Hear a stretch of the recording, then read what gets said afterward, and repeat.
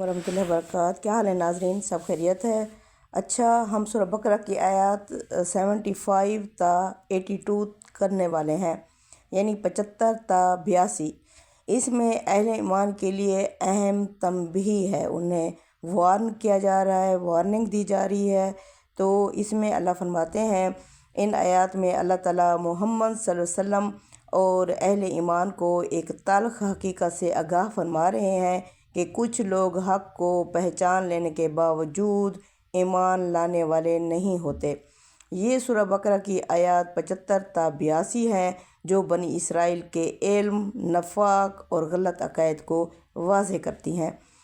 تو یہ آیات ایک مسلسل خطاب ہیں جن کا تعلق یہودی علماء اور عوام سے ہے۔ اللہ تعالیٰ ان کے ماضی، حال اور انجام تینوں کو سامنے رکھتے ہیں تاکہ اہل ایمان کسی غلط فہمی میں مبتلا نہ ہوں۔ اب چلتے ہیں آیت 75 کی طرف۔ آیت 75 میں اللہ فرماتے ہیں، کیا تم یہ توقع رکھتے ہو کہ یہ لوگ تم پر ایمان لے آئیں گے، حالانکہ ان میں ایک گروہ اللہ کا کلام سنتا تھا پھر سمجھ کر اسے بدل دیتا تھا۔ اس میں اللہ تعالیٰ اہل ایمان کو بتا رہے ہیں کہ ان سے ایمان کی امید رکھنا حقیقت پسندانہ نہیں ہے۔ یہ لوگ حق کو سمجھ کر بدلنے کی تاریخ رکھتے ہیں۔ نبی صلی اللہ علیہ وسلم کو تسلی دی جا رہی ہے کہ ان کے انکار پر آپ حیران نہ ہوں۔ تو آیت 76 میں اللہ فرماتے ہیں، جب وہ مسلمانوں سے ملتے ہیں تو کہتے ہیں کہ ہم ایمان لائے، اور جب اپنی قوم میں جاتے ہیں تو کہتے ہیں تم ان کو کیوں بتاتے ہو؟ یہ باتیں قیامت کے دن تمہارے خلاف دلیل بن جائیں گی۔ تو اس میں اللہ بتا رہے ہیں، یہ ہے کھلا نفاق، مسلمانوں کے سامنے ایمان کا اظہار اور اپنی قوم کے سامنے حق چھپانا۔ یہ لوگ نبی کریم صلی اللہ علیہ وسلم اور قرآن کو پہچان چکے تھے، مگر ضد اور مفاد نے انہیں روک لیا تھا۔ آیت نمبر 77 یعنی 77 میں اللہ فرماتے ہیں، کیا وہ نہیں جانتے اللہ سب جانتا ہے جو وہ چھپاتے اور ظاہر کرتے ہیں۔ یہ آیت یاد دہانی ہے کہ اللہ صرف الفاظ نہیں بلکہ دلوں کے حال کو بھی جانتا ہے۔ دوغلا پن اللہ سے نہیں چھپ سکتا۔ اللہ اکبر۔ پھر آیت 78 میں اللہ فرماتے ہیں، ان میں ایک گروہ ان پڑھ ہے جو صرف اپنی آرزوؤں پر چلتا ہے اور صرف گمان پر یقین رکھتا ہے۔ یہاں عوام کا ذکر ہے جو علم نہیں رکھتے اور اپنی مذہبی قیادت کی اندھی تقلید کرتے ہیں۔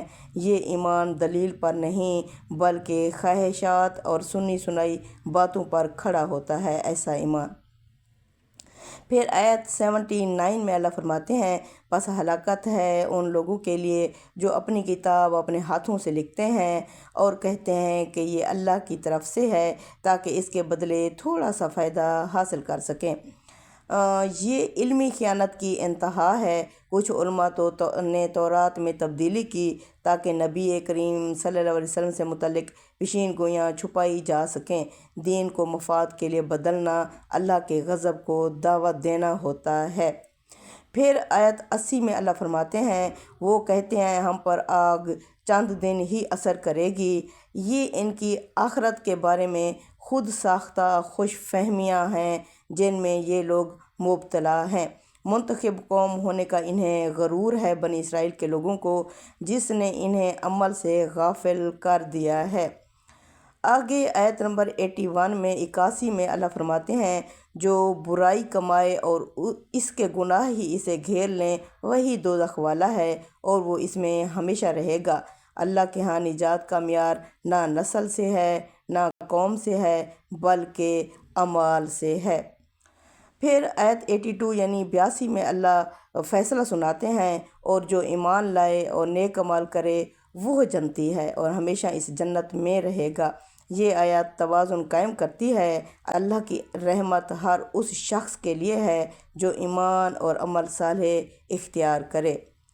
اب اس کا جو مجموعی خلاصہ نکلتا ہے وہ یہ ہے کہ تحریف اور نفاق کا انجام، اندھی تقلید کی تباہی، نجات کا واحد راستہ ایمان پلس عمل صالح ہے۔ ایمان صرف دعویٰ نہیں بلکہ کردار ہے۔ ہمیں اپنا محاسبہ کرنا ہے کہ کہیں ہم بھی دین کو اپنے مفاد کے مطابق تو نہیں سمجھ رہے۔ السلام علیکم ورحمۃ اللہ وبرکاتہ۔